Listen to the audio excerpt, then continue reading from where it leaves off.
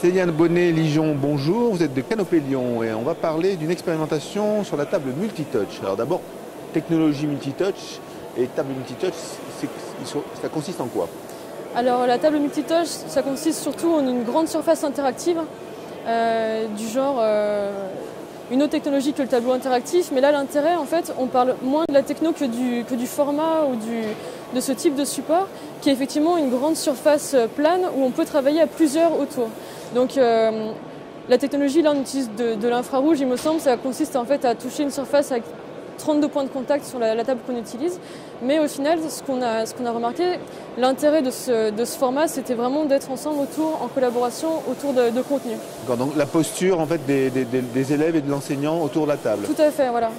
C'est une expérimentation qui s'intéresse vraiment aux postures qu'on peut avoir à la fois en fait, par l'enseignant qui va renouveler sa posture par rapport à sa classe, parce qu'il ne va pas être dans une situation frontale où il va lancer un groupe de travail sur des consignes et en général il va laisser les élèves en autonomie autour de la table et ça se passe très très bien et il donne des consignes, il récupère à la fin un travail et on fonctionne comme ça pour on reste toujours quand même sur un nombre restreint d'élèves autour de l'une table. Alors le nombre optimal qu'on a identifié c'est 6 élèves. 6 élèves ça marche très bien.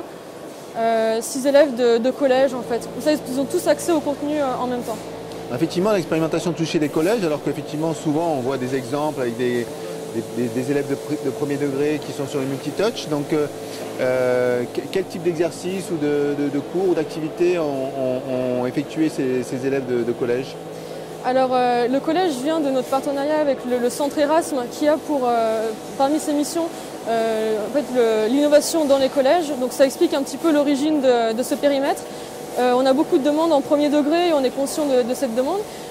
Au niveau activité et contenu, en fait, nous, ce qu'on a proposé aux enseignants, c'est ce matériel table tactile et un logiciel open source qui s'appelle MuseoTouch, développé à l'origine pour les musées. Et ce qu'on a essayé de faire, c'est transposer cette espèce d'ensemble dans un cadre pédagogique et voir ce qui en ressortait. Du coup, les enseignants ont été totalement libres de proposer des contenus. Et nous, Canopée Lyon et Erasme, on était là en support, en accompagnement pour les aider au niveau graphique, au niveau scénarisation de contenu. Les contenus en fait consistent en un corpus, en un ensemble de fiches numériques triables avec ce qu'on appelle des widgets, donc des critères de tri. Et c'est les enseignants qui vont déterminer ce dont ils ont besoin pour leurs élèves, pour les différents scénarios qu'ils vont produire. Et nous, on est vraiment là en tant qu'accompagnants. Donc, quels sont les principaux enseignements de cette expérimentation? Quelles conclusions on peut apporter sur l'usage d'une multitâche en classe?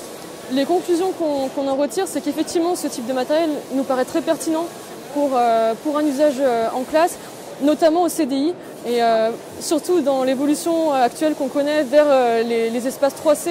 Et en fait, un travail avec les élèves qui se fait plus sur la contribution, sur la collaboration, parce que les élèves peuvent être aussi producteurs de contenu pour les scénarios sur la table tactile.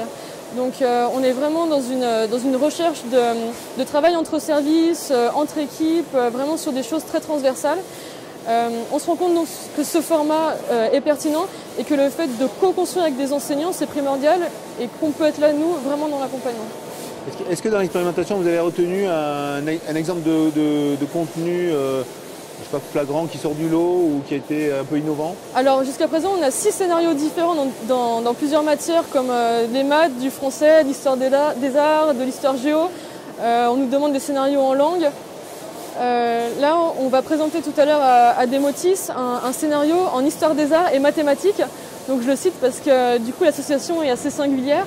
Et l'idée, c'est d'associer une œuvre d'art, un monument, en fait un objet d'art ou de patrimoine avec une notion mathématique. Par exemple, calculer les volumes de la basilique Sainte-Sophie avec des travaux des élèves, avec leurs enseignants d'art plastique. Donc là, on est vraiment sur du pluridisciplinaire, dans une matière, dans des connaissances en fait histoire des arts, et avec l'intervention de plusieurs enseignants sur un même corpus d'éléments. D'accord, ben merci Célia et bonne continuation sur cette expérimentation. Merci beaucoup.